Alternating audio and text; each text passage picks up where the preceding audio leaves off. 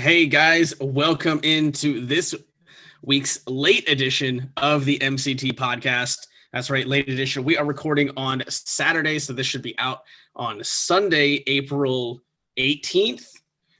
We are a day late, not because of me or Tade. It's because of, on my screen, that guy over there. Yeah, him. With his thumbs up. Sick. So, yeah, feeling under the weather. MLB The Show launch day gets some people under the weather, so they're unable to perform their daily tasks. Bro, you were on. I saw you. Like, you're online. You were on for 7 hours MLB The yesterday. Show last night. Yeah, exactly. Yeah, but I wasn't the one. I was watching anime, so I'm fine here.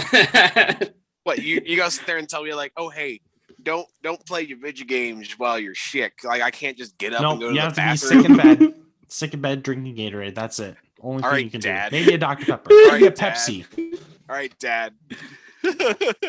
All right. Well, yeah, so actually, before we get into our recap of our picks of the week, as you can see on my head and Michael's head, we got our MLB The Show 21 caps. That was early access on Friday.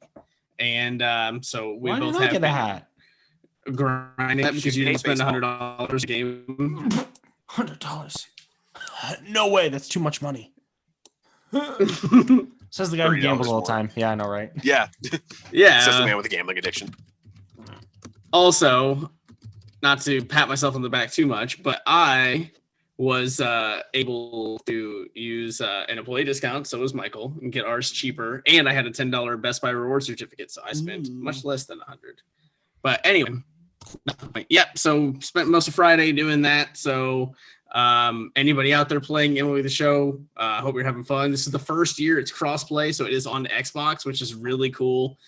Even as someone who doesn't have an Xbox at all, it's just really cool and exciting to branch out like that. So, and I know there are a lot of diehard baseball fans that haven't had access to this game because they've been on Xbox. So I know it's a big milestone and a moment, for not only for the game, but for the players, which is, just really cool. And so, yeah, it's been a fun launch day, plus some gotten to play a little bit after work today and most of the day yesterday. So that's been a lot of fun. Going to be a fun year. There's already a whole bunch of content and everything, Michael. I mean, we were talking about it. They got prospect cards in there in Diamond Dynasty now. I mean, a whole bunch of things. They got stadiums.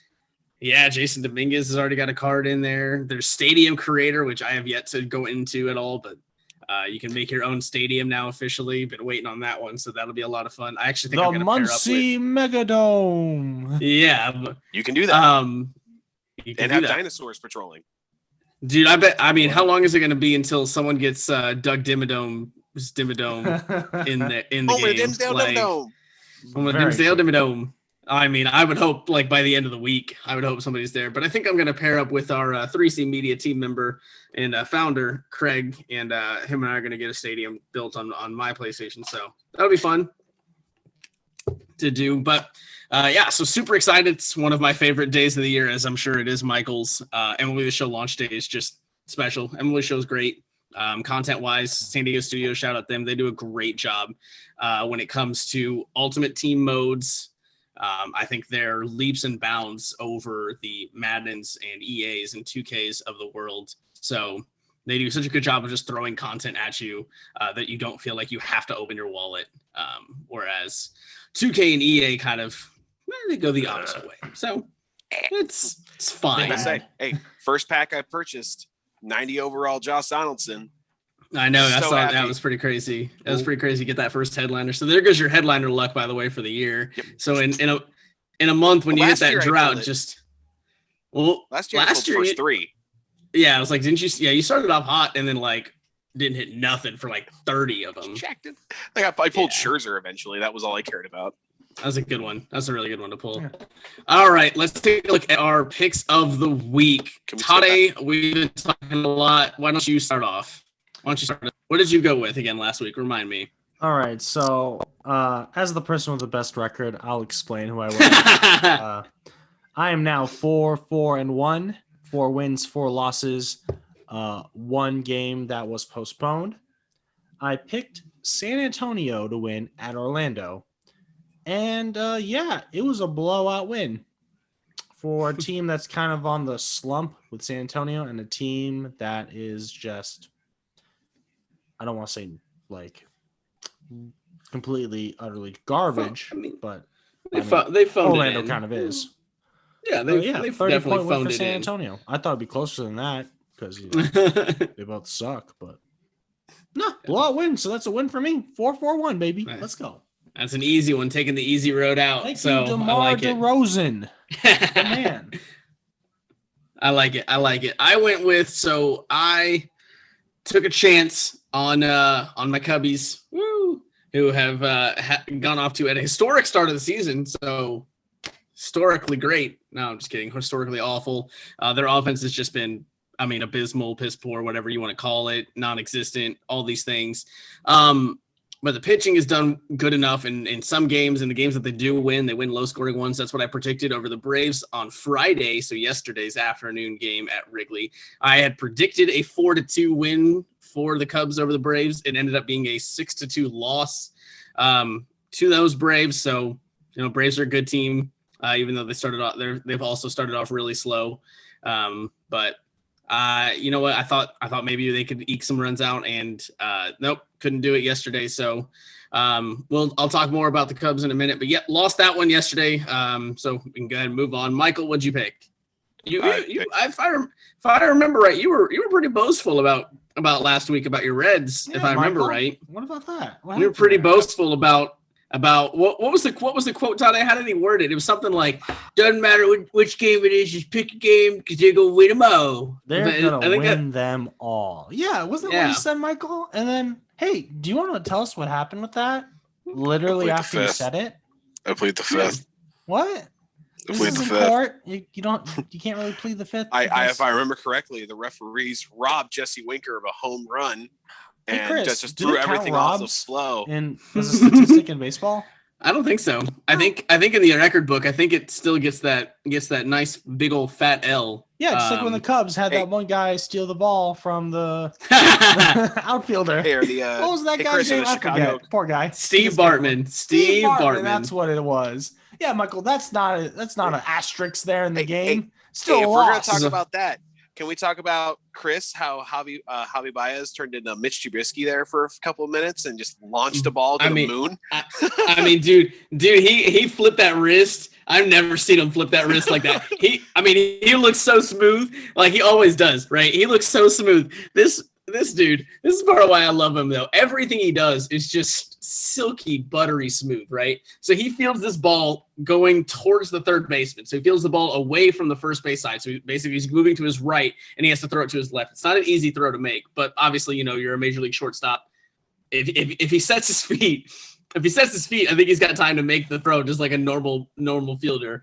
But he's not a normal fielder. It's why I love him. It's why Cubs fans love him. It's why baseball loves him. So this dude gets this ball going to his right, grabs it, and instead of setting his feet, just kind of turns his wrist and flicks this ball. And again, it looks silky smooth. If you're just watching the highlight, you're like, oh yeah, that's a hell of a throw there. And then if you take a second, basically instead of the ball heading, straight in a line like this, it's going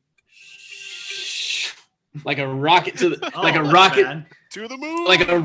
Like a rocket to the moon, and it ends up like basically at the back of the lower deck of seats in the stands. Like it's not even close. Basically Anthony Rizzo, the first baseman, is standing there and he's just kind of like and he's like, Rizzo's like 6'3", one of the most athletic first basemen out there, will make just about any play that's in his, bubble. Yeah. But man, he didn't even move on that one. He literally didn't even, he was just so it was great. It was actually hilarious. It was actually hilarious how bad it was. I've never seen a throw like that from Javi. He makes his errors kind of just like everybody else, but that was an interesting one for sure. But yeah, Michael. So go ahead. What was your pick of the week, buddy? It was any Reds game, right? Or so go ahead. How many did they lose this week, Michael? The Reds lost the series. They lost. How many's in a series, Michael? Could you tell us? They lost 2 of the 3 games today. 2 out of the 3 games? But Michael, 2 sounds like more than 0. My math it's is almost correct like on this. it's almost like Michael with his 1-8 record, whatever he picks doesn't go that way. So it's almost like if he was a real Reds fan, he would pick the Reds because he wants them to win games. Yeah, Michael, why don't you do that? I don't bet. Hey, let's get into our favorite moments of the second week of the MLB season. I'll go first with mine. You know, it's when I was looking at the Reds games when Michael said the Reds would win every game, and then they didn't win. Those are pretty fun games, wouldn't you guys say? Oh, man. Besides that, all right, no-hitter, White Sox. Yeah. That was fun. Okay, that was fun. The Carlos Rodon one. Rodon. So I thought about that one, and obviously, I mean that's a special moment. Even if you're just looking in the lens of the 2021 season, I mean that's going to be a highlight all year. I mean, not too often in baseball you take a perfecto, like a perfect game, into the ninth inning. So, and if you don't know, basically a perfect game. He took it into the ninth inning, meaning through the first 8 innings. He faced 24 batters, and 24 of them got out. Nobody touched base. So there's no errors, no hits, no walks, no hit by pitches, nothing. I mean, it's 24 up, 24 down. It's incredibly rare. It's just absent. It's insane. Anytime it's possible, you know, you just hold your breath and hope for the best. And then with 1 out in the ninth, I don't remember the batter, but Carlos Rodon hits the batter on the top of his foot. One of the most heartbreaking ways, in my opinion, to lose a perfect game is a hit by pitch, and it just kind of catches the top of a foot of the batter. But you know what? Hats off to him. I can't imagine maintaining your composure after losing the perfect game like that and still having to get two more outs just to secure the no-hitter, which is still incredibly rare and an incredibly big milestone in anybody's career. You know, and a very impressive feat to accomplish. And sure enough, he does it, gets those 2 outs, and throws a no-hitter. It was the 20th Chicago White Sox no-hitter in their franchise history, so that's pretty incredible. Mm-hmm.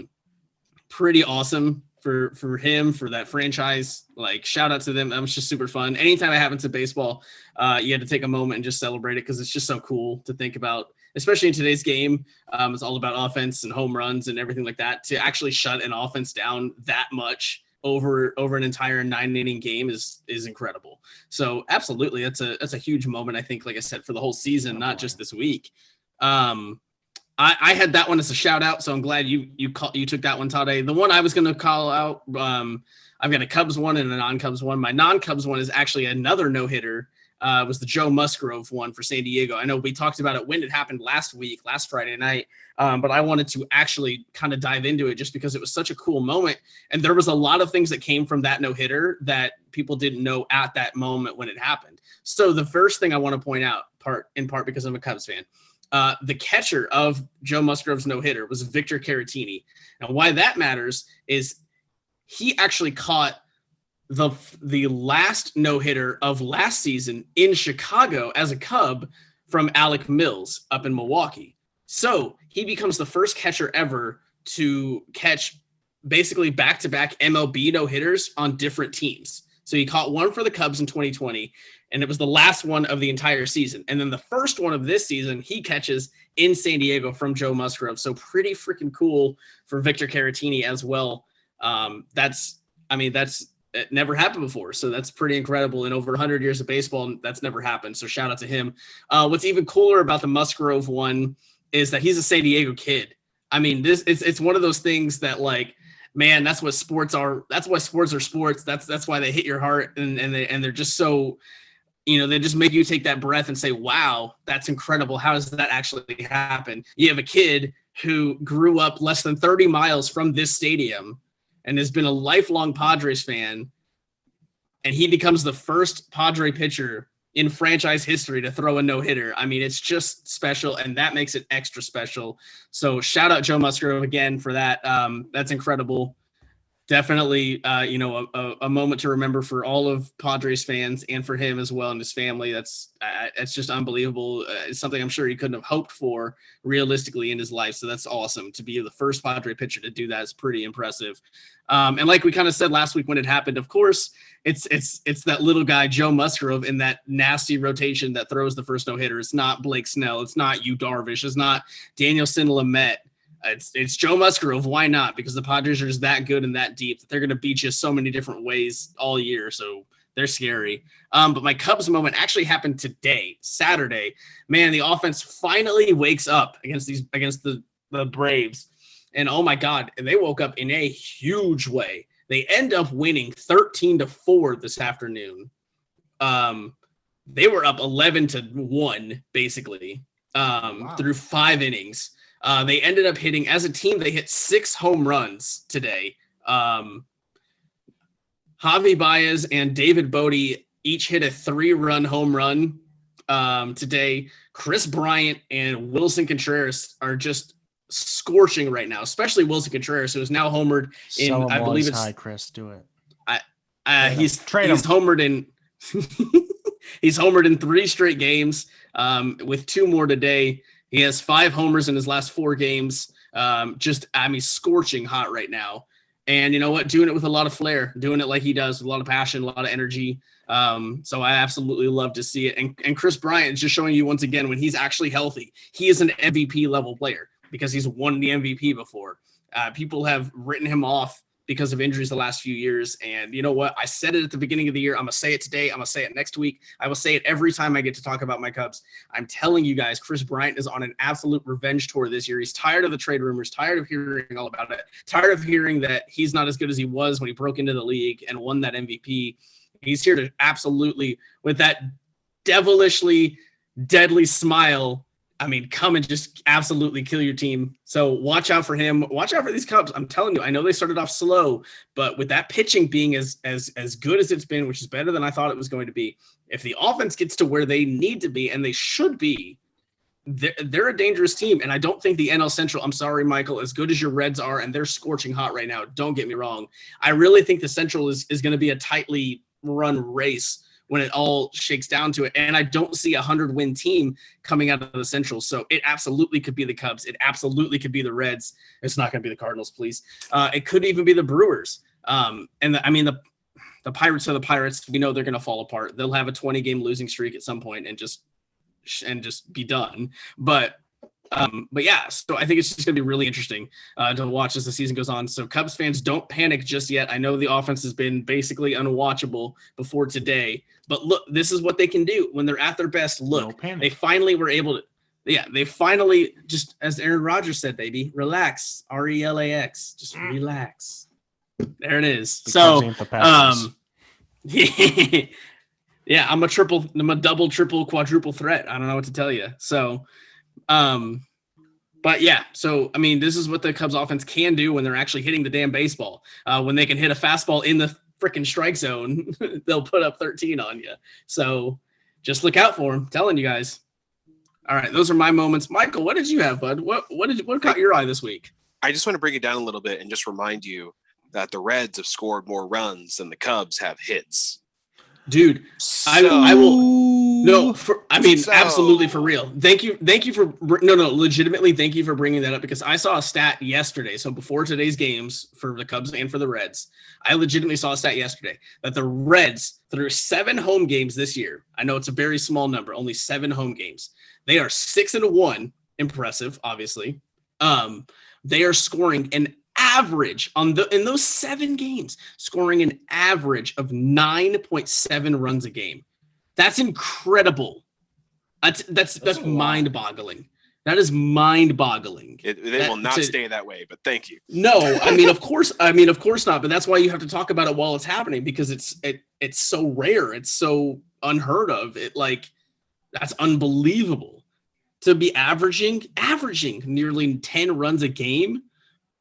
Just mind-blowing. So yeah, hats off to them for not right now. Like I said, they're pun intended, they're red hot. They're absolutely on fire. And of course, I love me some Nick Castellanos, so can't be too mad about it. But what did you see this week, Michael? What'd you see this? So, What'd you see this? Once again, I have a Reds one, and I have a non-Reds one that I actually didn't put in because I wanted to get Chris's reaction to this. The other night, a man fabled in the legends of Chicago history walked off a game into the concession deck, and that man is Kyle freaking Schwarber. Bruh, that is the most exciting 1-0 game I have ever seen in my entire life because it was a pitcher's duel to the end. And then Schwarber took that to the moon and back. It was literally in the concession deck. So it further cements his legacy of like, dude, it doesn't like he is literally always a home run threat. It doesn't matter the situation. It could be a 10-0. And like you still would be afraid to pitch to Schwarber because he's going to take you. He doesn't hit wall scrapers. All right. He doesn't hit wall scrapers. When he was in Chicago, he doesn't hit ones into the basket. I mean, this dude hits them onto Waveland. This dude hits your Budweiser sign and laughs in your freaking face about it. He doesn't give a damn. And yeah, the other night he goes, I know it's against my Diamondbacks too, but yeah, I mean, I couldn't help but be a little proud and a little like, I remember him. I miss him and I do miss him.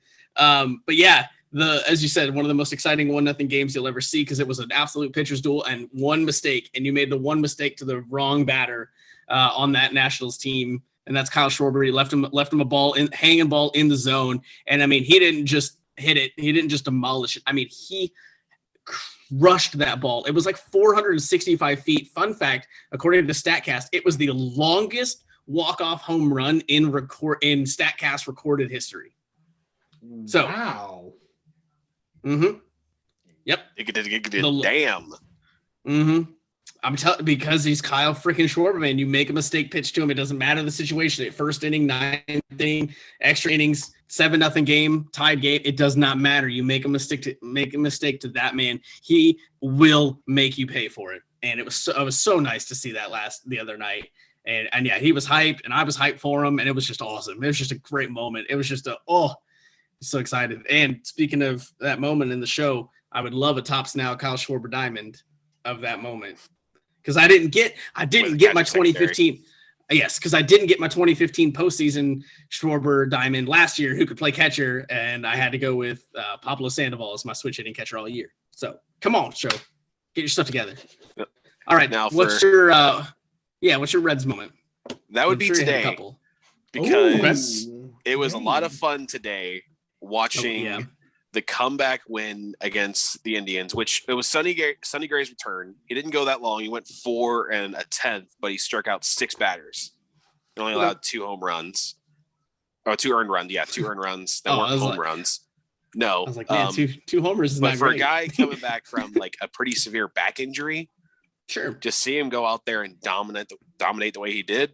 Yeah, I wish he could have went longer, but I understand they were on kind of restricting him a little bit, making sure he didn't hurt himself again. Mm-hmm. But it was still a lot of fun to see him back out there. And then the bullpen held it down, kept it at 2. Joey Votto had the craziest and weirdest triple play I've ever seen in my entire life. That was a wild one. Because what was it? It was a liner directly to him, spun around, got the guy at first who was off the bag. Yep. Noticed that the guy who ran home from third, he didn't tag. He's like, oh, okay, let me just lob this back over here. Mm-hmm. As he's already crossed the plate, he's already walking back to the dugout like, yeah, I just scored. Fuck you, mother. What in the what? Yep. Like had to spin around and go, wait, I'm out? Like, yeah. Huh? Yep. It was hilarious to watch. Yeah, my favorite part of the triple play is, did you notice that the basically the score graphic, like the scoreboard on the bottom, had changed to adding the run for the Indians already? Because he had crossed the plate and it looked like a double play where the guy scored from third for a moment. And like, so it was like 3-2 or 3-1 then at that point or whatever it was. And then they were like, oh no, actually take that run off the board. He's out because he didn't tag up. So yeah, triple play and we're out of the inning. Have a good one. Let's go. So rookie mistake. Yeah. But I just love in the bottom of the 9th, 2 outs, down 2 strikes on Jesse Winker with Nick Senzel on second. He blasts one into the gap to bring him in. Mm-hmm. And then they somehow managed to get the bases loaded on a reliever throwing triple digits who hadn't allowed an earned run all year up until that game. Like, he is their dominant closer for Cleveland, even though they're not going to be really in a position to close a lot of games. But he is their dominant reliever. And loaded up the bases. Now, it didn't really work out at the bottom of the ninth. Didn't matter.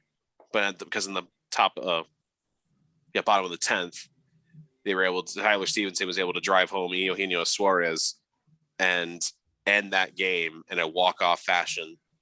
But my favorite part wasn't all of that.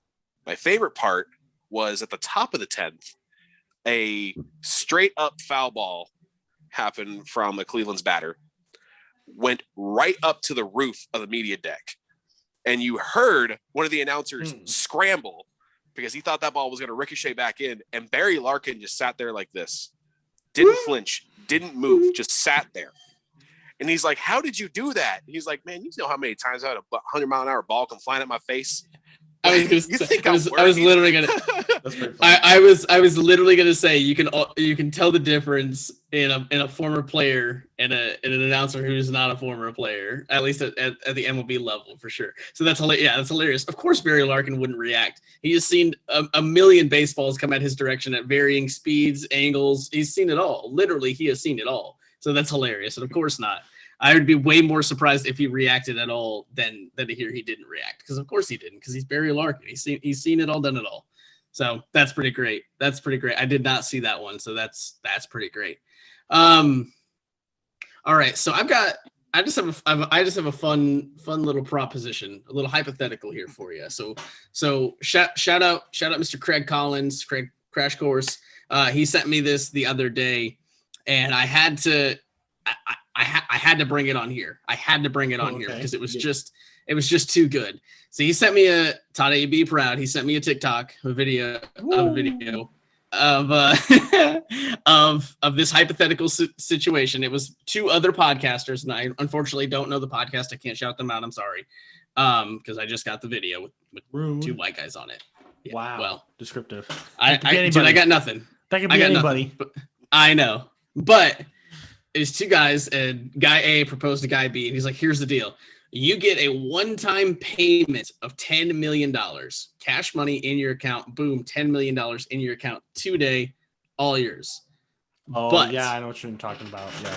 But once a year for the rest of your life, prime bird killing Randy Johnson gets to hit you with a baseball once a year whenever he decides. So that's the kicker. He hunts you down and decides, oh, June 15th, today's the day he gets 102 to the back.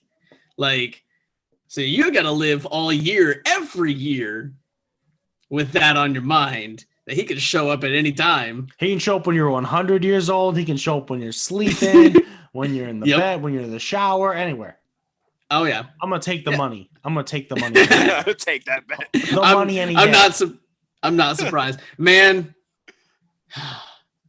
I mean, for 10 mil, it's really like hard. In the MLB. It's like you're in the MLB. I mean, you're gonna get hit when you're older. Except you have no protection, no padding. You have no idea when it's coming. You have no idea all the time. You have to be prepared for it. You're gonna walk around. You're gonna walk around in Kevlar from head to toe. You're gonna walk around in black Kevlar. $10 million. I'll buy some Kevlar stuff. It makes sense. Well, yeah, of course you can afford it, but you're gonna wear that in July when it's 97 degrees and humid. I'll live where it's cold. Yeah, I'll live where it's windy, so the 100-mile-an-hour ball possibly slows down unless it's magic and still. Or it's gonna get wind-aided, and you're gonna hit you at 110. And it's gonna be cold, so it's gonna feel like a brick getting thrown at you. That's a risk. 10 miles an hour. I'll have the Kevlar. It's fine. If I break up into I'm fine. You gonna sleep? You gonna sleep in that Kevlar? For $10 million, I will. See, here's the thing, though. You got to think about it. When an officer gets shot wearing a bulletproof vest, right? That shit still hurts. Yeah, you still get a gigantic fucking bruise right there. It's like those beanbags they shoot. It'll give you a bruise. But you know what? That bruise is worth $10 million a year. Until he hits you in the face. Until he's had enough of your crap. I was like, it's easy to say that 364 days out of the year. But that one day... You're going to have that regret. all that being said, I think I would still take the money as much as it would suck. I think it's so hard to turn down $10 million. As you get older, the risk of $10 turning million, into that bird increases every year. They may realize that, right? You ain't gonna go to 100. You might get past like 65. That's fine. And then it's gonna be like, all right, well, Ribs, you had a good run. Dude, yeah, if I can live to 65, 70 and be financially set that entire time and not have to work, I lived a good life. Michael, are you saying you wouldn't take the money? Oh no, I would absolutely take the money. Hey, then what are we talking about? You would take the money. I would absolutely take the money. You know why? Because the $100 bills are going to dry up them tears. All right? Because it's $10 million. Yeah.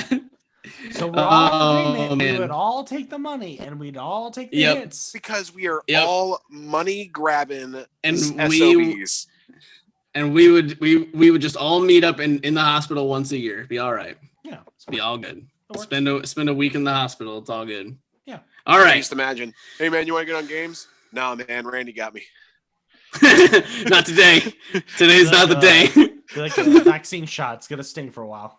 It's gonna sting for except it's 102 to the shoulder. It's not some 65-year-old lady just talking to you while she pokes a needle. Which by the way, I got my first shot on Thursday. I was super impressed by how quickly, like, dude, she never broke stride. Like, I walked into the room to get the shot, and she was like, "What's your name and date of birth?" And I was like, "It's Chris Simmons, 10/19/92." And she was like, "Okay, this and that." She's like, "What arm are we doing it in?" I was like, "The right arm." She's like, "Okay, drop your shoulder." And like, she never broke stride. And she's like, "Yeah, just drop your shoulder, relax for a second," and stuck me. And I was like, "Whoa!" And then pulled out in literally went like one motion. And I was like, did you even get me? Like, I felt nothing. Like, did you miss? Did you forget to like hit the plunger? Like, what's going on? And then like 30 seconds later, I was like, oh no, I'm already like tiny bit sore. So you definitely got something in there. And then yesterday I was sore. I was sore like all day yesterday. So I was like, oh nope, definitely got something. Yeah, I just shout out that lady who clearly has done 1,000 of these, and it's just like, yeah, next, come on, yeah, next, come on. Like, all right. She's like, go to the desk and get your set up for your second one. So, yeah, it was funny. But yeah, it's not going to feel like that, Tade. 102 to the arm is going to break your arm like every single time. To the knee, ACL surgery. But I'm going to have Kevlar on all the time. A Kevlar suit. I'm going to be Conor McGregor. I'm going to buy a suit for $100,000. You're going to be like suit and tie, Kevlar suit and tie, like looking fly as hell. Michael Vick. I'm going to wear Kevlar when I'm playing football. We'd be like Cam Newton. I'm going to be wearing Kevlar playing football.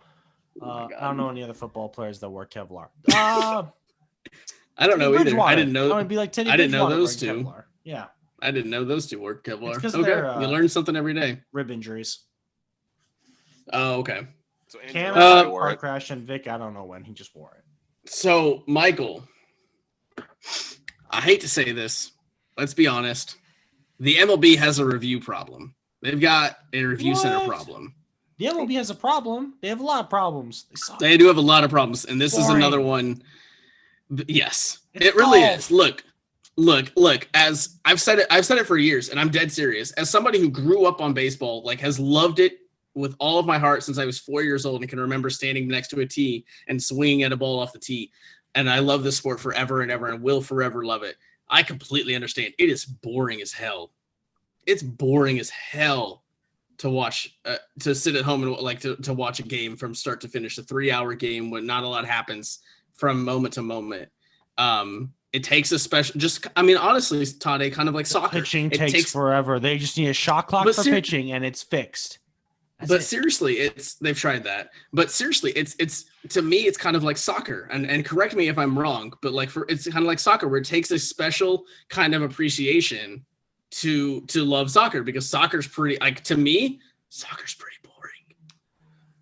You're running up and down for 90 minutes, and that's why you don't watch it sober. See, hockey fans and soccer fans are like combined though. Then so more sports combined with that because they're constantly. But constantly moving is fine. But like soccer, like it drives me crazy that like your fans are like, it's a 0-0 tie. I'm like, nothing happened.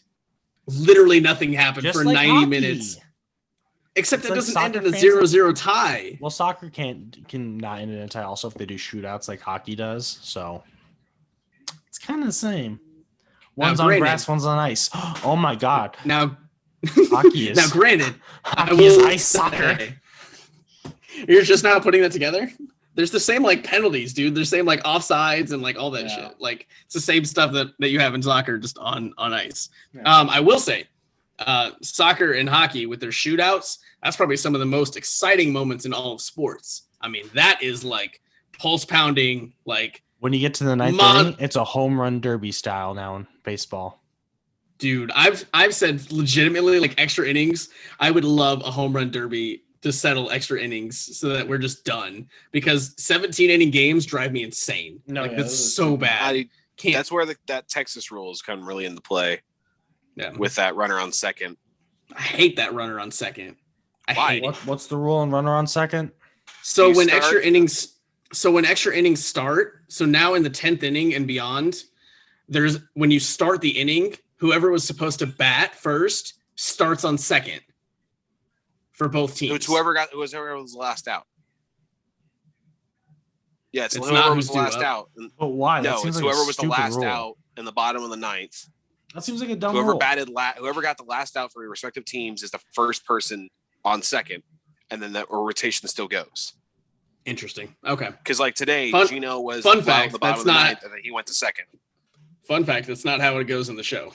Yeah, that is really annoying. Mm-hmm. And the show doesn't follow baseball rules. It's a new rule they kind of threw in there. Yeah, they have the extra inning rule in the game, which is cool. But yeah, they make it whoever's batting next is on second. So anyway, but yeah, here's the thing. I don't mind the rule. I hate that it starts in the 10th inning. Give me 2 innings of regular baseball to settle it, and then in 12th, put the guy on second to try and end the game quicker, so that we avoid 17 inning games. But the 10th and the 11th, you're still playing real baseball. Just because you're tied, I don't need an advantage yet. This is just extra innings. Let's go get a run, like until we get to the 12th, 13th, and beyond. Then give me the advantage. Then give me some help to try to just end the game. But 10th inning needs to be flat nothing. Score a run. But anyway, yeah. But yeah, the MLB, among all its other problems, is facing a review center problem to start the 2021 season. We've had a handful of calls that have just been egregious because they're obvious calls. We have had some obvious calls that have determined winners and losers of games already, which is monumental and should not be happening. And I'm not even talking balls and strikes, which is a whole nother argument when it comes to umpires. I'm talking, as Michael is alluding to, Alec Baum being safe to score what would be the winning run for Philly over Atlanta. He comes sliding in, and as you can see in the one screenshot there, it's kind of tough to really definitively tell you, but I promise you, if you go look at the highlight, you will see it. His foot never touches home plate. And fun fact about baseball, if you don't touch home plate, your run doesn't count. What? That's a rule? Oh my gosh. You have to touch home plate to score. They called it safe. Went to review. Right. The review center took like 10 minutes and still called it safe. Yep. Yep. That's a robbery. That is a robbery. What the? Yeah, the biggest issue. Yeah, the biggest issue with the Alec Baum call is not even that they called him safe to begin with, because I totally understand for like live reaction that it happens in the blink of an eye and he looks safe. He really did look safe, on first glance. So fine, call him safe and then go to replay. It takes one replay to see that his foot hovers. His foot never actually touches the plate and he's out. So I don't know what happened. Looks like Michael froze. Yeah, he did. He's gone. Goner. You know why? It's because R.I.P. He's up with Eloy in the sky there. Oh, there he goes. Tade is the host now. All right, game-changing showtime, Tade. What are we doing? Let's go talk about the start of the MLS season. We're here, we're clear, and FC Austin started off their new season and their new team and their new city against LAFC and lost to LAFC 2-0 today. So good job, Austin. You're a crapshoot city. You're a crapshoot team. No one likes you from Columbus, Ohio. No one likes you from Indiana. Michael is back. And that's all we have to say about MLS right now because it's kind of boring because the season just started. Good for the season starting. Open Cup's getting canceled, which is the most exciting part of the year, in my opinion, because then teams like the Indy 11 can compete against MLS teams. But okay, nothing exciting on the MLS front, really, in my opinion, besides the start of the season. But we'll see how it goes. It can be boring. Sure. I mean, the start of a sports season to me is always interesting because and one note, when it starts, it's super exciting, right? Like everyone's like, yeah, it's back, we're ready to go. And then like that first day kind of happens, and then you're like, oh yeah, this is a whole grind. Yeah. And like, yay. So like, I don't know, it's always interesting, especially baseball with 162 games. I mean, hell, Tade, even the NBA with 82 games, like, you know, tip off opening night is always fantastic because you've got all these, you know, marquee matchups. 50, it's just downhill, just like. And then and then all of a sudden you're like, you just get right into that grind and that groove, and you're like, oh, okay, yay! So it's always fun, always interesting. Michael, go ahead and I'll give you the Reds note. Save that one for you. So go ahead and talk about your boy Jesse Winker and that. That review center problem. So. In baseball, if the ball touches the wall and bounces back in, it's not normally counted as a home run. Okay. But if the ball hits an object that's outside of the wall and then bounces back in because it hit that object, it still counts as a home run. So in Arizona, they have the whole pool lounge area. There's a bunch of chairs around there. Out in right center. Yep, I want to go. Right center field. Oh my God, I need to go in that pool. It's so nice. Anyway. I mean, fun fact, I've been in that stadium, like, I kid you not, like no less than 20 times in my life, but I have not been to the pool. We got to go. That's the thing. So we're doing it now. Fun. We're doing it live. Yep, we're on our way to Arizona. From right now. Muncie. I've been to Atlanta's new stadium. That's always nice. That's a nice place. Yep. That is really nice. I'm told. Anywho. So it bounces off a chair that was up against the wall, bounces off the bottom of the wall, bounces back in. Umpires called it a double. Fine. It goes to review. Every single highlight clearly showed the ball bouncing off the chair. So we're like, nope, double. Yeah, like nada. Yeah, it's rough. So in baseball, lacrosse stadiums, because obviously there are different dimensions in stadiums. It's kind of what's fun about baseball in their stadiums. Each one's unique in its own way, especially when you're talking about the outfield and you know distances and elevations that you have to hit for home runs and the like. But in every baseball stadium, there is a bright yellow border on the top of the wall, and if you hit anything above that line. If you hit above that line and it bounces back into the field of play, like Michael said, it's a home run because it traveled the distance needed for a home run and it's over that wall, regardless of what it hit. So if it hits the yellow border and bounces in, it's off the actual wall and it's not a home run. If it hits above that yellow line and bounces in, it's a home run because it traveled over the wall. Basically. So basically, there are some stadiums where there's that yellow wall, there's that yellow line, Tade, and then along the wall. So say the wall's like 20 feet tall. Okay, just imagine that the wall's 20 feet tall. Yeah. 10 feet from the ground, 10 feet up will be that yellow line. But obviously, you still have 10 feet of wall here. If you hit above that yellow line on the wall, it's a home run because that's that line is the distance for a home run. Yeah. So if you hit above that and the ball, if that wall wasn't there, obviously the ball would travel over the wall. That's how you think of it. Yeah. So the other moment, review center kind of, it wasn't really a review center problem. It was just more of an MLB problem of a call. Early last week, the Mets beat the Marlins on what we will favorably call a questionable hit by pitch. Basically, another rule in baseball, yeah, if you get hit by a pitch, obviously you get first base and your runners advance, blah, blah, blah, just like rest of baseball. Now, what you can't do is you cannot lean into a pitch. So, like if you're standing at the plate and here's your stance, you can't do this and get hit by the pitch. Yeah. And that's exactly what I believe it was Michael Conforto did on, I don't remember what day it was, but basically to beat the Marlins, because it ended up being a walk-off hit by pitch because the bases were loaded in a tie game. And so he was in his stance. He on any replay, it's very clear to see that he stretched his elbow out and took the contact off the front of the elbow and got the win. Marlins weren't happy about it. Really, baseball fans that weren't Mets fans weren't happy about it because it's just not a good look. It's not a way you want a game to end. So yeah, just a couple of costly decisions and obvious reviews early on in this one. Really, like what? But here's the thing: what do we think the MLB can actually do to not just fix this issue, but just address the issue? Hi, Harley. Say hi. Hi. Hi. Well, Harley, tell us, what do you think would make baseball fun? Yeah. What will make baseball fun? Your baseball fun? Yeah. We'll do it. You want more Jazz Chisholm? No, Jason. Say, I want jazz. I want Jason. Shout out Jazz Chisholm retweeting this little girl right here.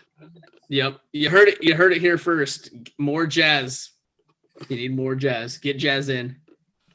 You want more soccer balls in baseball? No. Harley? Yeah, more soccer in baseball? Yeah. Yeah, I like baseball. Close enough. She likes baseball as is, Todd. Quit pushing your soccer so this agenda is the audience on her. the MLB wants? This is the audience the commissioner wants right here, huh? Is that it? Yeah, it is. Do you have a problem? Crowd? Do you have a problem? I mean, they say they want the young crowd, but they don't want the young crowd. They don't want their actions show they don't kids. I know. Nobody wants those kids, those hoodlums. But they want all those. They want all those social media hits and retweets from the bat flips. They love to. They love to post out those highlights and everything. But I think the NBA at least admits, like, hey, we love the drama that happens in the league. Yeah, so. that makes the league. So I'm telling you, if the NBA went so far as to be like, we're gonna have behind the scenes access for each team every year, so you can see all the drama, dude, people would pay out the ass to get like. Could you imagine? I mean, could you imagine like Last Dance by Harley? Could you imagine like Last Dance level footage for every team all season? Dude, I'd pay so much to just watch all the behind the scenes trash talking BS and that drama that would happen. I want to see players talk shit about other players, in practice. Oh, be so good. But yeah, back to the point. What do we think the MLB can do to address and hopefully fix this official review center problem that we've seen plague the beginning of the 2021 season? I still love the way the XFL handled replays. They had basically, if you guys didn't watch any XFL games, because there were 4 of them, thanks COVID. But when something went to replay, you actually heard the conversation between the referee and the replay analyst. You saw what they were looking at, and you heard the whole discussion, his thought process on, or his or her thought process on what happened. What could they see? What could they not see? So there was one that was like a really close catch, and you could hear him break it down and go, "Oh man, that's too tough. I don't think I can overturn that. It's way too close." So we just have to go with what was there. Like, you heard that whole breakdown, and that made me as a fan go, "Okay, I understand why this happened. I still think it's bullshit, but I completely understand where you're coming from." Yeah. And why can't they bring that in the MLB?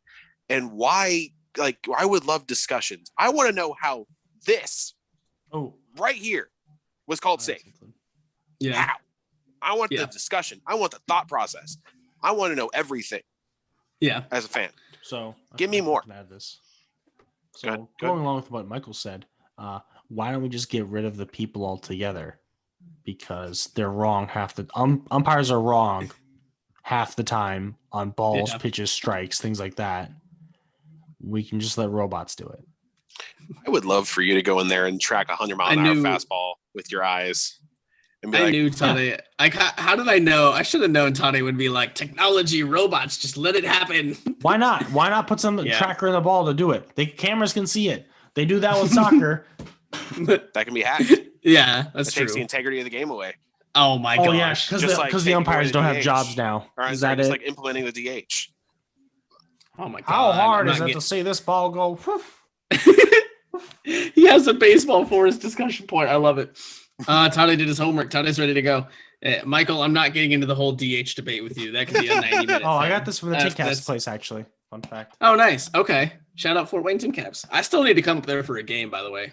They'll be opening. They're already doing fireworks up here, so nice. I want to. Yeah, I mean, I don't really know. I haven't really looked into it, but yeah, I definitely want to do that. Once I get my shots, we'll go. So, yeah. So, in my opinion, kind of hitchhiking off of what Michael said, what it really sounds like we need is another level or any level of accountability. At the end of the day, in the simplest terms, that's what's going to fix this issue is holding these officials and umpires accountable for the decisions they make. You can't go back and fix what they messed up, but you damn sure can punish them severely enough that they're afraid to make that same mistake next time, or that they'll take it more seriously next time. They won't let it happen. In my opinion, they need to be held accountable. Look, if you can fine and suspend players for unsportsmanlike conduct and being detrimental to the game and whatever other BS you're using to suspend Nick Castellanos for 2 games, to suspend David Ross for a game, to suspend Wilson, to try and suspend and fine Wilson Contreras for the Brewers throwing at him 7 times in 14 games. If you can do all that, you damn sure can fine and or suspend your umpires for blowing calls. I don't care what kind of system you use a point system. Be like, look, use baseball. This is your 3rd strike. You're out. You're suspended a game. You messed up 3 calls in 3 games now. Like, go hit the bench. Here's the other thing I keep seeing that I actually really, really would like. I don't know exactly how it would play out. You got to tweak it some way. I have seen ideas about basically a relegation system for umpires, where if they get tracked. Listen, they get tracked all year, right? We can see now how accurate they are on balls and strikes and other things. You take the bottom, like say 5% every year, the worst 5% of umpires you have in terms of balls and strikes, they get sent down to the minors. And then the best 5% of minor league umpires get called up to the show. Boom. I was like, you're putting their jobs on the line. You're making sure that they are doing their job. Hopefully that puts a fire in them to make sure that because they right now, I mean, to a degree, I'm sure basically umps feel like they're untouchable, and we've seen it. They goat players to like all the time. Michael, did you see the highlight of last week of Manny Machado hitting a home run and the garbage home plate umpire stared him down as he was running the bases on his home run? Ooh. Literally, he stared him down. He was waiting for him to do anything to throw him out of the game. That's a vendetta. You can't have umpires doing that. That's garbage. Robots won't do that. You're not wrong, Tade. You are not wrong. Robots would not. Robots do that. Can be like, I can see the finger come up on your screen right there. I can hear the curse words. You're out of here. Strike 1. You're done. But it was just garbage. You can't see. You're a robot. I just imagine. I want that so bad because I want to see like. Imagine like Lou Piniella running out of the dugout to go scream at a robot for getting thrown out of the game and kicking dirt and everything out of him. Oh my god, it would be amazing. He takes a baseball bat, just swings at it, and just destroys it. Oh my god, I love it so much. That makes baseball 10 times better. You're welcome, guys. I am a genius. I'm like, what was that show? What's that baseball show that's really funny? The more specific. The Brockmeyer. I'm like Brockmeyer. I'm Commissioner Brockmeyer. I'm making baseball better. You're all welcome. Watch that show, everybody. I will make baseball great again. Oh my god. They have that kind of character in there too. Baseball games good. But yeah, like legitimately, it was really, really sad and absolute garbage to watch a home plate umpire stare down somebody who just hit a home run and just wait for him to do anything fun or anything out of line at all to throw him out of the game. Like that was absolute horseshit. That straight up, that's garbage. I can't have that in my game. That's ridiculous. But yeah, so accountability. Is at the end of the day, the simplest way to fix this is just accountability. Hold your guys accountable, and hit them where it hurts. Hit them in the pocketbooks. Suspend them for games. Fine them. Make sure they're going to. Then you're getting the cream of the crop to rise, and you're getting these old guys, these who think that they're bigger than the game and think they know everything. You're getting them out of here, and then all your problems will be done. So we have a few NBA topics to kind of hit on real quick, some bullet points, if you will. Tade, I feel like I talked a lot. So Tade, why don't you go ahead and hit these bullet points for us? So I actually have another bullet point we can talk about, but we'll go through the first two, and then we'll go with. That's fine. Actually, I'll go with the first tidbit. So, as we said earlier, the MLS started back up. Something interesting to look at. On the Nets, we have Steve Nash, James Harden, and Kevin Durant. All three are part of ownership groups in the MLS. Steve Nash, who my cousin met in the Vancouver Whitecaps Academy. So Steve Nash is a part owner in MLS and for the Vancouver Whitecaps. James Harden is a part owner for the Houston Dynamo.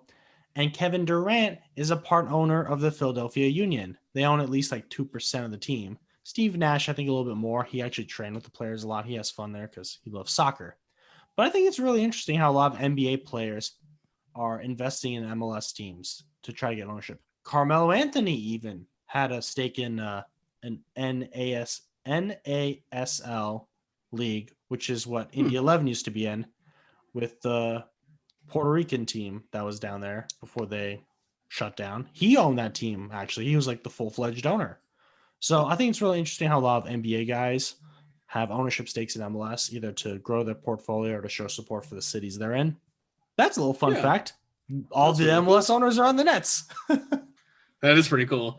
So when we're talking the NBA, the couple things that we wanted to highlight on are LaMarcus Aldridge, his sudden retirement.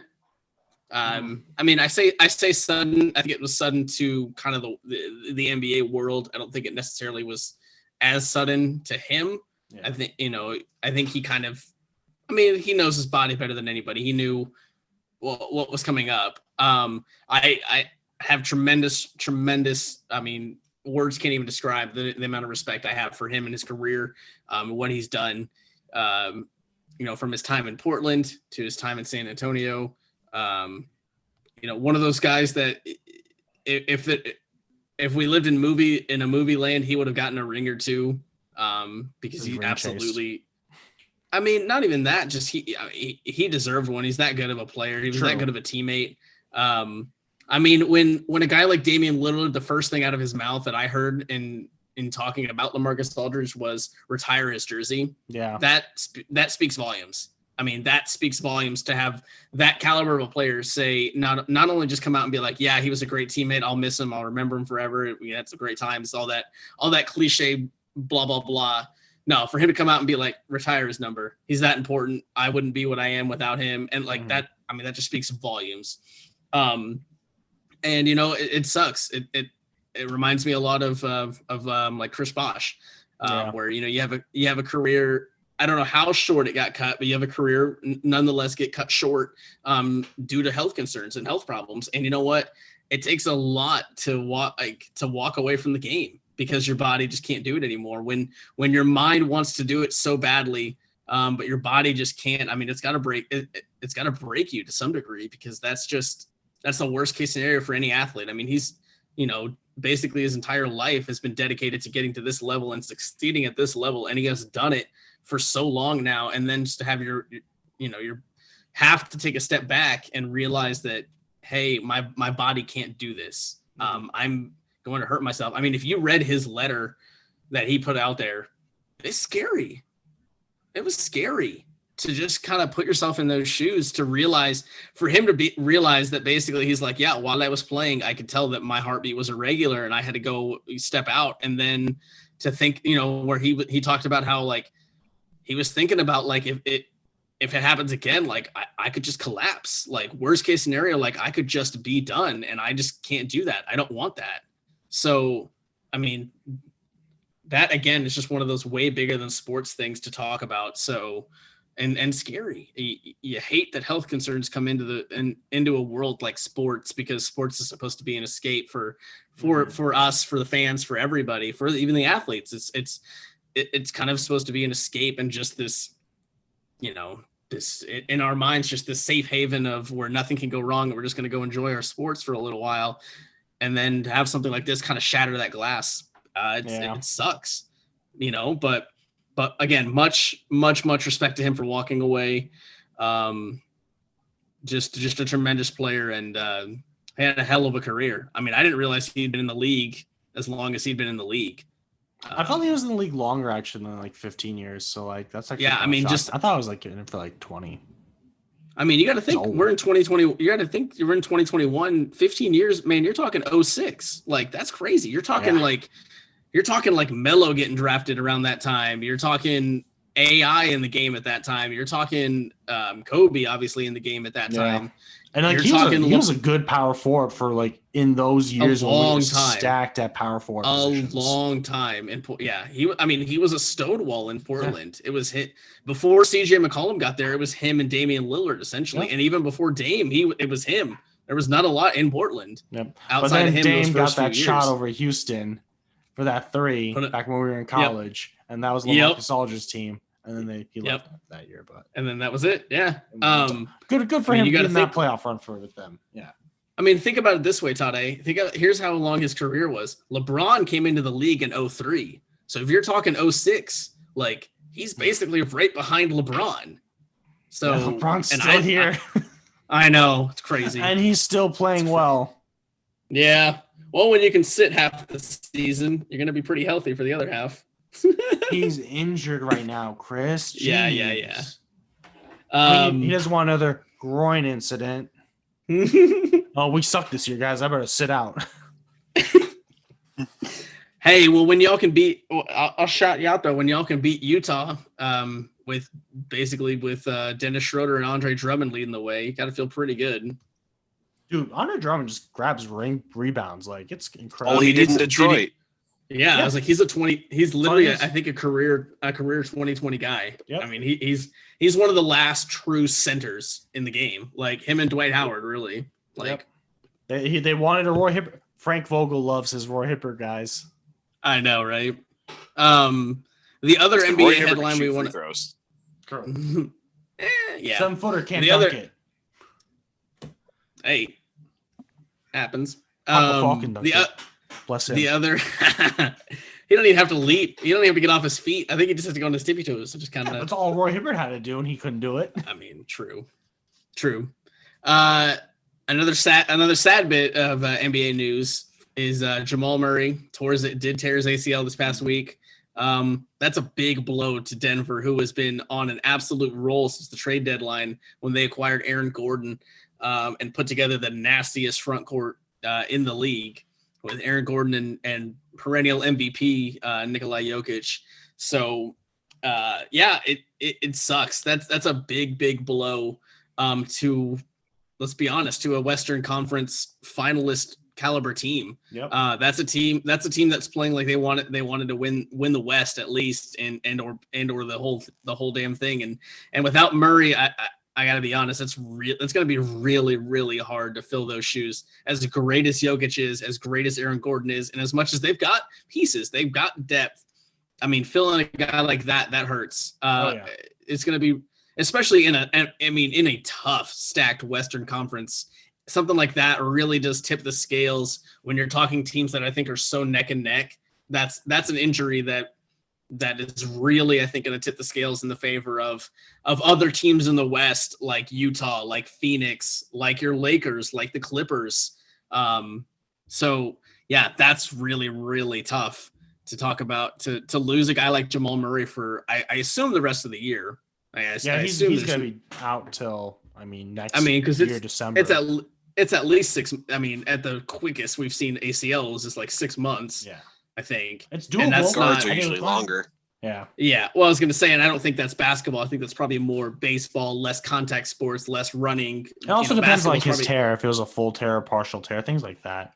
Okay. Stick a dead guy's ACL in there, he'll be fine. He doesn't even need his ACL technically. What was that NBA player's name that played without his 2 ACLs? Derrick Rose. I mean, you're not Come wrong, on, man. Don't do that. No, there was a NBA player who played without ACLs because you only need ACLs to go side to side. I mean, if you're the muscles, do the work. Kobe went out and hit two free throws after he tore his Achilles. Yeah. Oh my God. I remember watching that. He was just struggling. That's crazy. So did Clay. Clay did the same thing. Yeah. First big injury. Just in case he could come back in during the finals. That's right. Right. Yep. So I mean, yeah. So what do you guys? I've talked this whole time. What do you guys think of the Jamal Murray ACL tear? Like what does that do in terms of the Western Conference standings as a whole? How much does that shake things up in the West? It's gonna hurt. It's really gonna hurt. I mean, you're talking at least. I mean, we talk about in baseball, WAR, wins above replacement. Yeah. Like he would have been like a 4 or 5 WAR guy. Like you're talking, it's immediately take those wins, just rip them off the board because his performance to that team, even with the addition of Aaron Gordon, that's huge. That's a huge loss. Yeah. They're still going to be a playoff contender. They're still going to put up a fight, but we're slowly seeing, their chances of eliminating the Clippers or the Lakers or the Jazz just slip away. Yep. Yeah. I mean, all you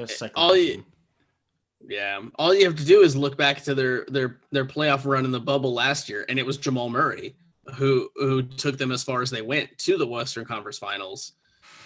Coming back down 3-1 to beat the Jazz in the second round. I mean, it was a lot of Jamal Murray. I mean, don't get me wrong, other guys stepped up. Jokic did his thing, but the spotlight was on Jamal Murray last year. He was dropping 50. So, I mean, where are you going to find that production, especially in a playoff series, again, in a close one? I hate to say it because I really like Denver. Without Jamal Murray, simply put, I don't see them winning the West. I just can't see it. I can't see a route where they take down multiple tough teams in 7-game series. It just part of me hopes I'm wrong. I don't see it.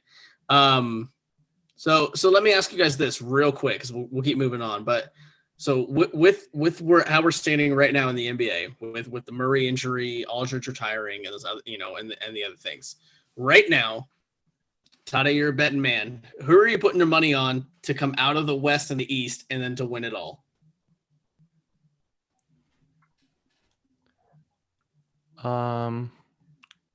Depends on if the Nets are fully healthy. If the Nets are fully healthy, they come out of the East. If not, Milwaukee comes out of the East or Philly. It's a tough three-way battle between those 3 teams. Sure. I like the Nets over everybody because literally everybody can score. Kyrie Irving can score 37 on Ben Simmons, who's defensive player of the year, quote unquote. Him and Rudy Gobert. Right. So, That's literally anybody can score. You need to score basketball to win. Can they play defense? Don't need defense, Chris. You have Steve Nash and Mike D'Antoni on that coaching staff. That's true. They have quadrupled the offense. There's no defense. The best defense is a quadruple offense. I got you. Okay. And then what about Lakers right now? For me, Lakers, if everybody's healthy, they're going back to the finals again. LeBron's going playoff LeBron. That squad, Marc Gasol, Andre Drummond, Montrezl Harrell are the 3 centers. What? That's amazing. Anthony Davis. I mean, I guess I put him as power forward. I don't put him as center. Fine. Frank Vogel likes him as power forward because he gets an extra body on the court. Then you got Anthony Davis and LeBron, Dennis Schroeder, Alex Caruso.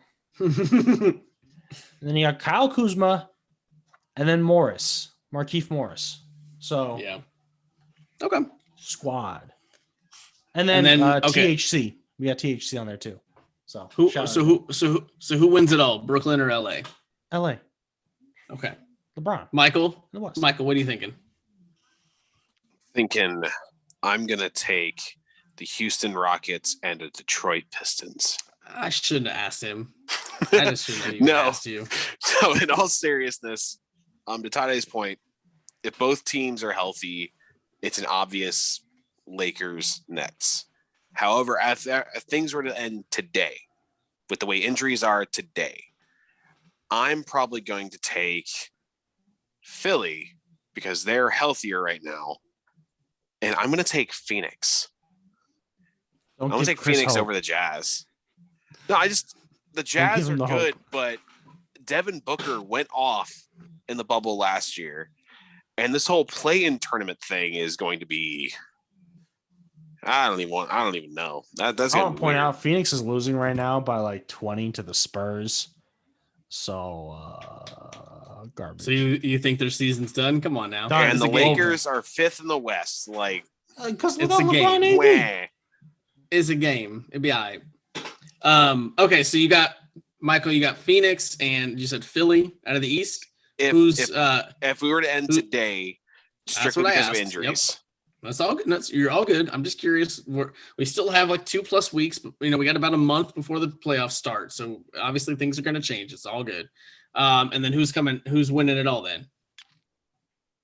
Phoenix, because Philly can't win anything. Okay. So here's what I'll say. As it currently stands right now in the East, I probably do have to take Brooklyn. I just think they have too much firepower. When it all said and done, I think they got too much firepower. Philly, I don't think Philly wins it in playoffs. Same thing with Milwaukee until they can both show me that they can be that team to get past the second round and to win in the East. Like I just think Brooklyn has too much firepower, coaching staff and players on the court. They got too much talent there. They're like the Monstars. They're going to be really tough to beat. Out west, Michael kind of stole my little surprise one there, but I'm actually going to take Phoenix as well. Here's the deal, for real. One, you can't tell me they're not legit. They are absolutely legit. They've got 40 wins already this season. They're the Suns. They're on fire. Chris Paul has been exactly what this team needed all year. Coming into this year, when they made that move, I was like, this is a perfect move. You can slide Devin Booker back down to the 2 and not let him run the offense, and he can just score, which is what he excels at. I mean, he has dropped 70 in a game before. The guy can absolutely score with the best of them and beyond. And then Chris Paul is still doing his thing. He's one of the best, if not the best, true point guards we've seen in the last 15 years. So, he's there. And then DeAndre Ayton, they've got great pieces around him too. Jay Crowder, among others on the bench, and they've bought into that system. It matters. So, you've got a really good squad there. And then, like I said, with the injury to Denver, and I think in a series, I think they can take Utah. And then who knows? I mean, I know it's LeBron and AD and the Lakers, but if it comes down to it, like anything can happen in a 7-game series. It's not like LeBron's unbeatable. So, yeah, I'll take Phoenix. And then for the fun of it, I'll take them to win it all because I think whoever comes out of the West is going to win it all this year. Whatever it shapes out, I think your Western Conference champion is your NBA champion just because that's how much the conference differs this year. So, all right. Yeah, I was just curious where we're standing with about a month to go before the playoffs start. Nobody took the Pacers. I'm a little hurt there. Not even the playoff run right now. They're the 9th seed, man. Like I'm repping them. They're gonna be the 10th seed. Yeah. We've got all right. So real quick, we'll run through this one. This one's just gonna be fun. We've got one NFL kind of talking point to hit this week, and that is we have to do the thing that everybody does when any player retires, apparently. And so Julian Edelman retired this week. And then, of course, the conversation just goes right to... He's got 10 minutes of fame left on him. Julian Edelman, is he a Hall of Famer? There it is. That's the question of the week for our NFL talking point. Is he a Hall of Famer? No. Just jump in, guys. We're just going to go through this real quick because I'm pretty sure we all have the same answer. Yeah, absolutely, 100%. Just no way. I'm sorry. Like, you know what? He belongs in the Hall of really good players. Yeah, it's fine. Patriots are not. Absolutely, 100%. Not the Hall of Fame. If guys like Hines Ward aren't in yet, Reggie freaking Wayne isn't in yet. There's no way. There's no way he leaps both of those guys or gets in at all. I just don't see it. The numbers aren't there. I understand his postseason credentials. I get it. That's not enough to carry you into the Hall of Fame. I'm sorry. It's the Hall of Fame. It's a very, very, very select thing. And he should not hang his head because he didn't have a Hall of Fame career. It's not like he had a bad career.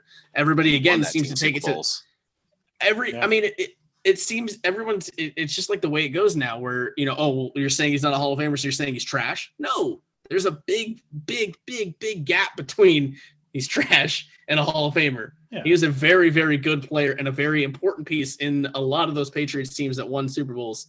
And he has no reason to hang his head for his career, put up very impressive numbers. But I've got a picture here real quick just to show you. I don't know if you guys remember him, but I remember 87 for those Packers, also known as Aaron Rodgers' security blanket for many, many years there. It's Jordy Nelson. Listen to this. These are just regular season stats, so take that with a grain of salt.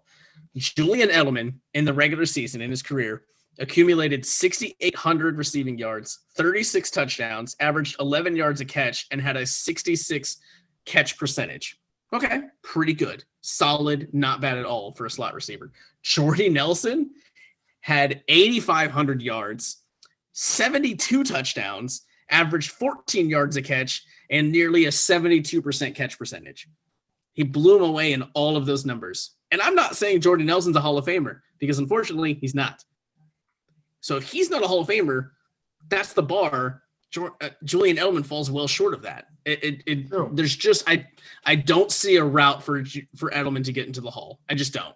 It's not a Hall of moments. It's not a Hall of he was great in the season. It's the Hall of Fame. It's for the best of the best of the best, and he's unfortunately not there. It is what it is. Great career. Hats off to him. Was an absolute killer. And Tom Brady's security blanket, and he can take that to his grave, but he's not a Hall of Famer. Tade, what are your bets this week, bud? All right. So let's go over last week's bets also right now. Mm-hmm. So last week was pretty successful. Another one of the Mashes won for the Mash Trash Cash. So if you parlayed Utah over Sacramento and then betting on Chicago versus Minnesota on the spread for Minnesota, that won. So if you put those two, that won. I said for trash, don't bet on first inning bets for the MLB. Don't believe him. Chris said you should bet on the Cubs. They never score in the first inning. They scored in the first inning when I did that, so that proves my point. That's 1 out of 10 times. I'm telling you. The one time I bet. And then I picked cash win, Phoenix over Houston. On that game, I bet every single quarter Phoenix would win. They won every single time. So, easy win. So 4-5 this past 2 weeks. That my picks have been right. Let's go. All right. For this upcoming week, we got New York. I'm going to bet them over Charlotte. Minnesota over Sacramento. And then the third game, I was going to put Utah, LA, but we're a day behind. So then third game. Thanks, Michael. Let's go Phoenix and Milwaukee. Let's go with the over on the points. Okay. So it's probably a safe bet there. Yeah. So a lot of offense. Mash those three. I feel like that's gonna be safe. Okay. I like it. Then we got trash picks. Again, MLB. I hate it. Don't do it. You're just hammering down on this, and I love it. I really Salty. hate MLB bets. Mucho salty. Listen, You've guys, been telling me to bet on MLB bets every single day this week. I don't want to hear it. Yeah, because you can hedge those. Day. You can hedge those. I'm telling you to hedge bets. I've been telling Mike. We got Michael set up with an account. I've been telling him just hedge your bets for the free money. They don't expect everybody to hedge the bet. Anytime there's a percentage boost, a profit boost, free money, I say bet on both teams because you get good odds. He's taking $25 to $100 almost. Is 110. They're 110. See? He hasn't lost a dime because he hedges. Once he hits 600 and tries to take that out, then he'll get taxed. But for right now, free money. Good job. But no, yeah, MLB bets suck. I still hate them. Don't do them. For cash, we'll do. I was gonna say Philly over Milwaukee. So, okay, that seems like a good bet to me right now. Milwaukee's kind of resting everybody, hopefully. Okay. So Philly's healthy, like Michael said earlier. So I think that's a good bet. This weekend, I picked 3 underdogs to win. They all won. The Wizards over New Orleans. They were underdogs. They won. Yep. I picked the New York Knicks over the Dallas Mavericks. They won. And then I picked Minnesota to win. I forget who they faced, but they won also, and they were underdogs. So I went 3 for 3 on underdogs yesterday on Friday. Woo! So I'm doing well in bets. I'll tell you guys that right now. So those are my picks of the week right now. Parlay New York and Charlotte.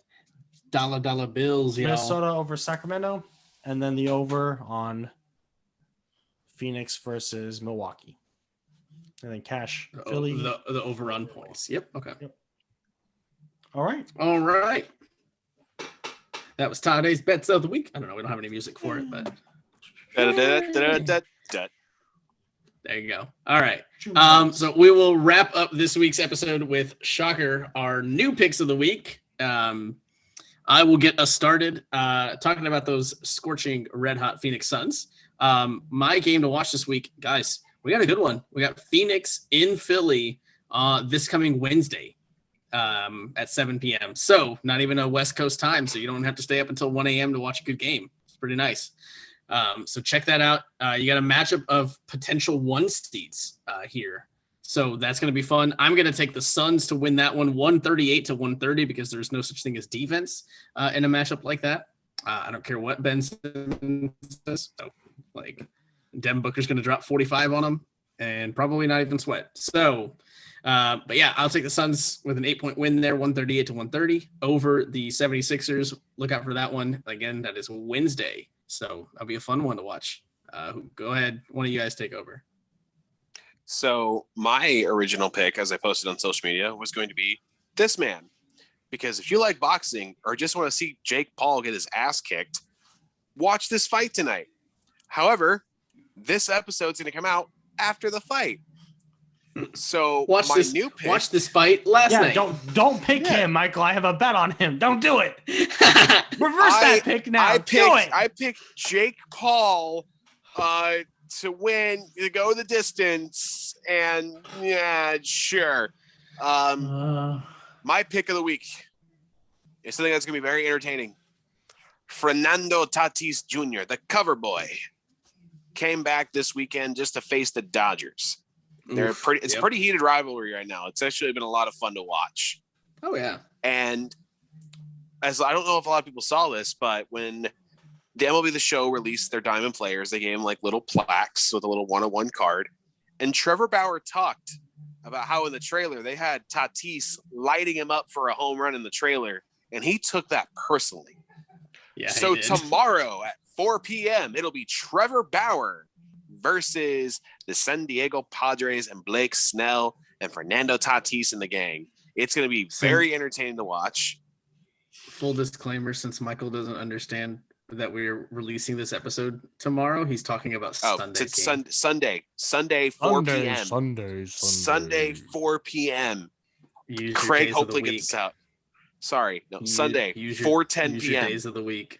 No, Sunday, 4:10 p.m. Yeah, I have the Dodgers winning walk-off style 3-2. That low scoring? Wow. It's Blake Snell and Trevor Bauer. That's the way I'm looking at it right now. So you're just ignoring the offenses that have Mookie Betts, Corey Seager, Justin Turner, also Manny Machado, Fernando Tatis, Eric Hosmer, Michael, Tommy stop picking on Pham. people to lose. It's not very nice of you. Anyway, okay. All right. So that'll be a fun one. Obviously, yep, Sunday afternoon, a nice marquee matchup there, finishing up a fun weekend series between the Dodgers and the Padres. Michael taking those Dodgers in calling a shot like the babe in walk-off fashion, 3-2. So quick recap. Todd, what is your pick of the week, bud? Yeah, Chris, don't forget about me. I'm so sorry. I was going to pick Phoenix over Milwaukee. Okay. But, I'm not going to do that. I'm going to pick more of a homer thing right now. I'm going to go Pacers over the Spurs on Monday night. Monday. Okay. Yeah, I mean, Pacers, they're both equally matched in record. Didn't they beat San Antonio like last week, like a week and a half ago? Yeah, but, last time we're coming off a lot of injuries, so we'll see what happens. True. Karis LeVert's looked really good, though. I saw a stat today. He's looking good, yeah. Well, he's scored over 24 points the last 4 games straight now, so... It's almost like he has the same production as Oladipo, but better. Crazy. Yes. It's almost like him and Malcolm Brogdon are going to be really, really good. Oh, that's a secret. I know. I'm telling you guys, watch out for him next year. If fingers crossed, if everybody's healthy, that starting 5. I know we're rambling, but real quick, that Pacers starting 5 for the 2022 season. Ready? You got Brogdon, LeVert, T.J. Warren, Sabonis, Miles Turner as your starting 5, and then you still have T.J. McConnell, Jeremy Lamb, the Holiday brothers, Goga. I mean, you've got 8, 9, possibly 10 really solid pieces there in a beaten up Eastern Conference. I'm telling you guys, if they can be healthy finally for the first time in like 4 years, watch out for the Pacers. Learns how to do defense. Got it. Don't even need it, man. They're scoring like 140 a night. True, good point. They are. Don't even need it. When the buckets fall, they do. Mm-hmm. So, Todd, are you taking the Pacers over the Spurs? What's your score? I mean, I don't really need a score when it's going to be a victory for the Pacers now, do I? But let's go 116-112. Okay. All right. So, final recap. I took the Phoenix Suns in a potential 1-seed matchup in Philly on Wednesday in a 138-130 high-scoring game. Suns get that win. Michael went with a fun marquee Sunday afternoon matchup to wrap up that fun weekend series between those Dodgers and the Padres. He's taking the Dodgers in a walk-off fashion 3-2. Tade going with the homer pick, picking those Pacers, our Indiana Pacers, over those San Antonio Spurs on Monday, I believe he said. So look out for that one. Should be a good one. Should be an interesting one. In a 116-112 closely fought contested game. Thank you once again for tuning in to us. We had fun this week. Sorry about the delay, but we weren't going to miss a week. We wanted to get an episode out to you guys. Had a lot to talk about, so appreciate you guys. Just like every week, every episode, thankful for the opportunity. Thanks again, 3C Media, for putting us on here. Thank you guys, for being awesome co-hosts with me. This would not be fun talking to an empty void of a one-person Thank the fans too, Chris. They're the most important. Thank the viewers for making this all possible. Absolutely. For viewers like you. Thank you. We are PBS. No. Don't sue us, please. You know what? I think we're good. I think that should just about do it. So we will see you all, hopefully with barring any delays, we will see you guys next Saturday, like our normal scheduled releases. Enjoy this episode. It was fun, just like every week. So we will catch you guys next time. Have a good one. Bye.